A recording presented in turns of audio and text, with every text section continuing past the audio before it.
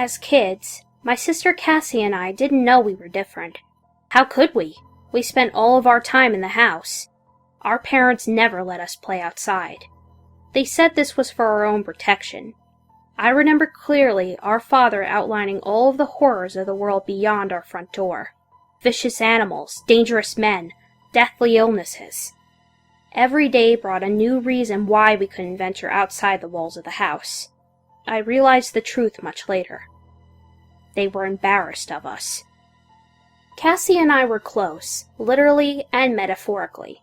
We spent every moment together. I've read that twins are often this way, but we were more than that. We woke up at the same time, closed our eyes for bed at the same time.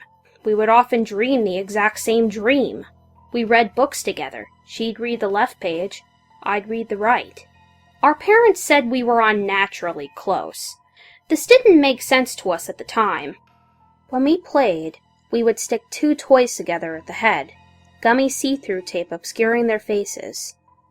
We would walk the one-headed doll in staccato movements, Cassie moving the left leg, me moving the right. Soon all of our toys were paired up. The stuffed pig was taped to the alligator, the china doll was matched up with the plastic dinosaur.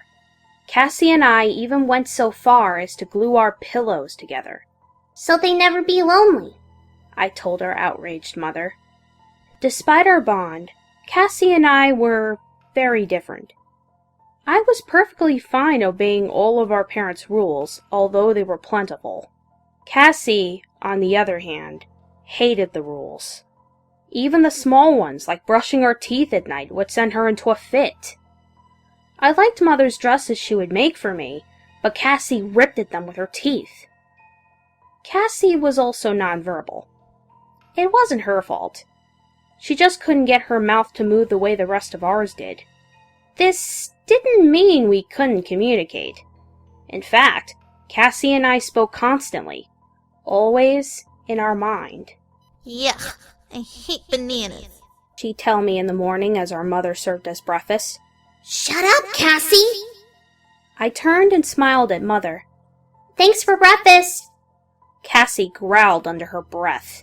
You're such a suck-up. We're prisoners here and you treat them like angels.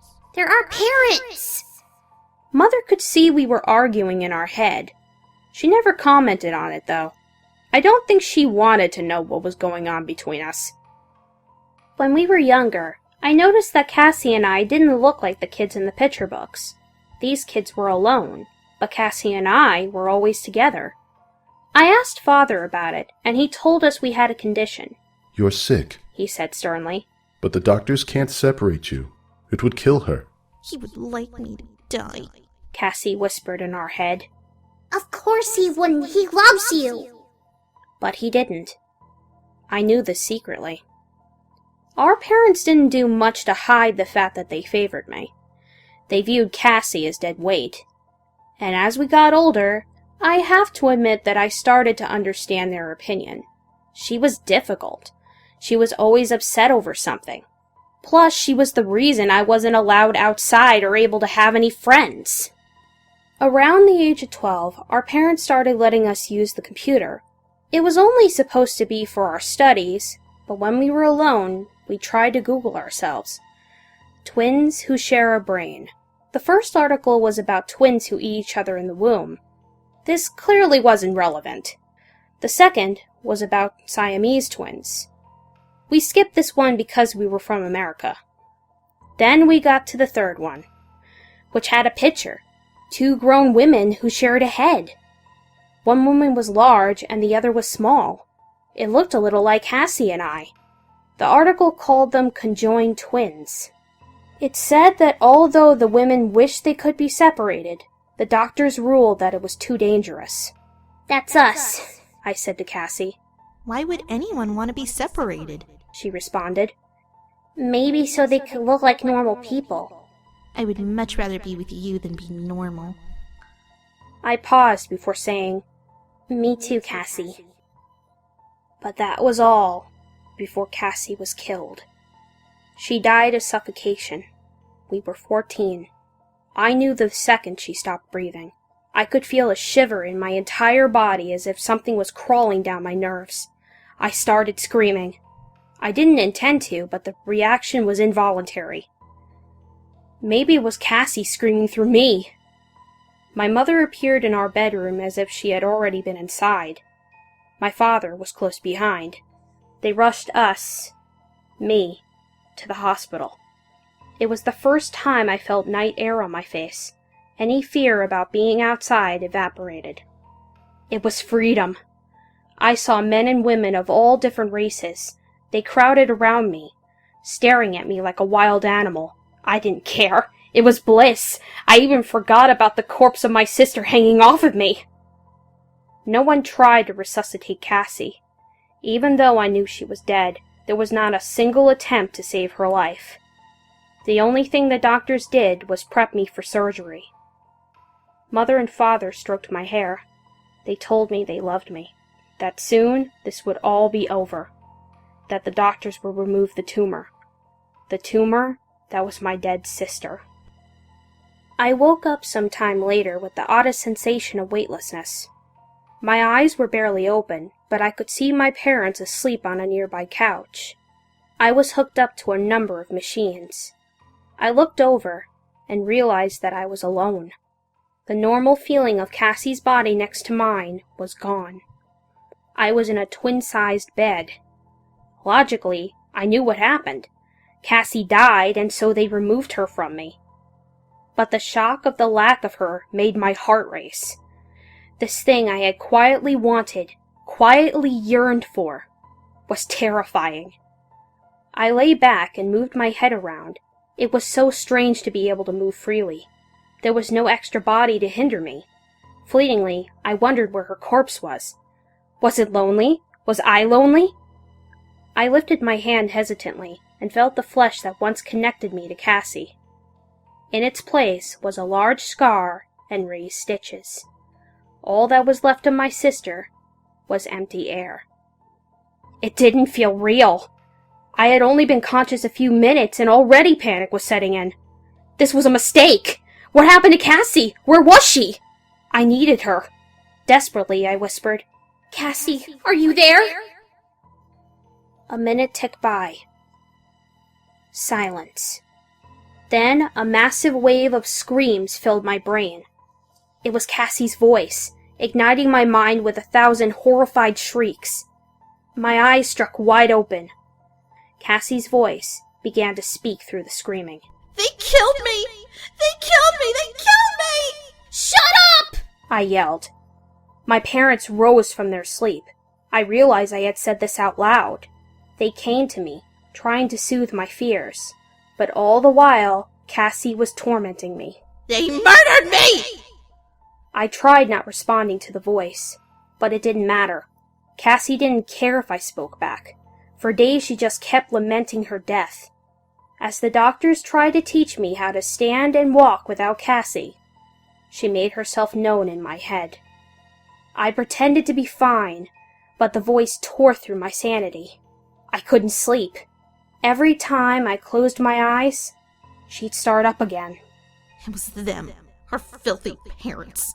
They put a pillow over my mouth and killed me. I didn't tell anyone about the voice. Who would understand? Soon, I was cleared to go home by the doctors. My parents made arrangements for me to start attending school. They bought me a wig to cover up the disfiguring scar. The doors were all unlocked now. There was no more hiding. It should have felt like heaven. But instead, the voice of my sister haunted my mind. Dead. I'm dead. They killed me. Months passed with the same agonizing existence. I lost weight. I barely slept. Nothing could bring me any happiness. Cassie was slowly driving me insane. I didn't know if this was my imagination or if Cassie was really alive somewhere in my brain. But one day, I'd had enough. I couldn't do it any longer. They killed me! Our parents murdered me!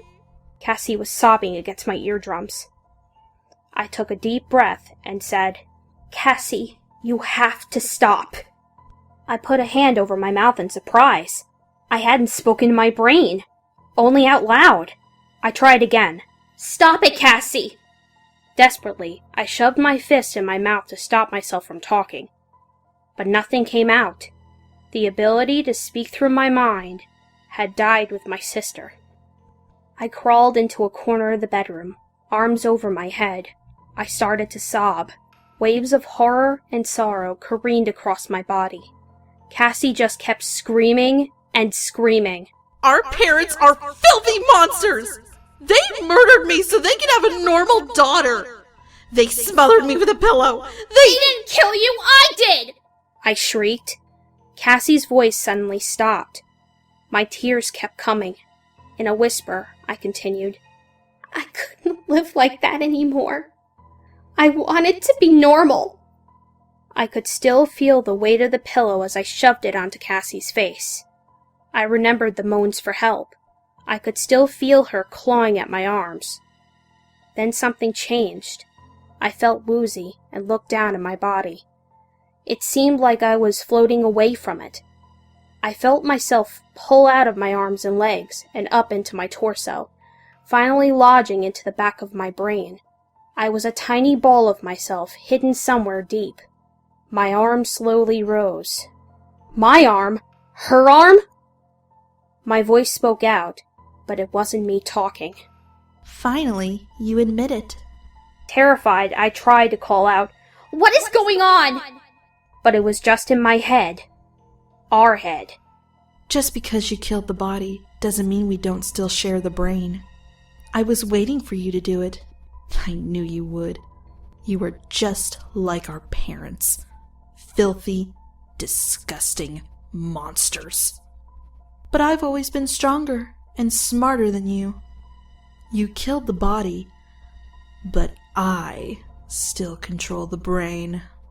Cassie stood up in my body, shaking out my limbs. I desperately tried to control anything, but she was right. She was stronger than me. It's strange being able to talk. I like it more than I thought I would. What are you going to do? I'm going to become you. The prettier one. The one our parents wanted. Then I'll kill them. Maybe I'll staple their skulls together. Remember how they hated when we did that to our toys? And the best part is, I'll still have you. Stuck there in the back of our brain. I always said we'd never be separated. This was 7 years ago. Our parents are long dead now. She never went through with her promise to staple their heads together. Instead, she used our glued-together pillow to suffocate both at once. I had to watch, completely helpless. It was my hands over their mouths, just like I did to Cassie. You might wonder why she let me write this. This is supposed to be my confession. One of the many ways she can torture me. She allows me to control the body for minutes at a time, giving me a taste of freedom before snatching it back. I should have known I could never get rid of her. She is a part of me, and now I am stuck here, forever. I wish I had never murdered my sister, but she sure seems happy that I did.